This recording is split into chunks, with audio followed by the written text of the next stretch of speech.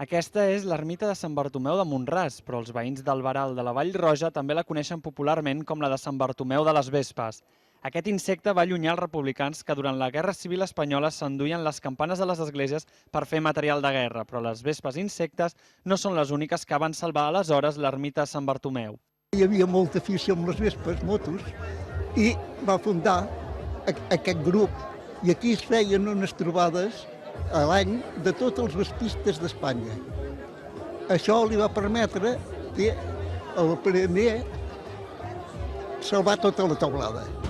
La idea de col·laborar entre els veïns per salvar el seu patrimoni ha estat precisament enguany el fil conductor del pregó de la Festa Major, un discurs centrat en el patrimoni humà i ambiental de la zona. Sant Bartomeu del Mont-ras és un edifici viu i sencer, i no un munt de runa oblidat en un vessant del Puig Graciós.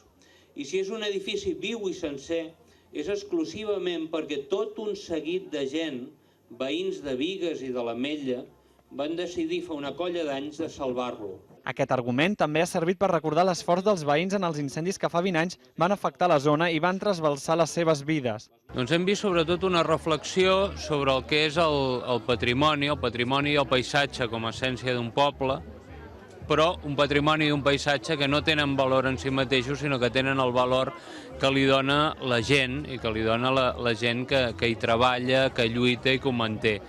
L'Associació d'Amics de l'Ermita Sant Bartomeu col·labora activament amb la conservació de l'ermita i de l'entorn. Un sopar popular low cost amb productes de la terra o una rifa han servit per recollir diners que es dedicaran al manteniment d'aquest paratge màgic.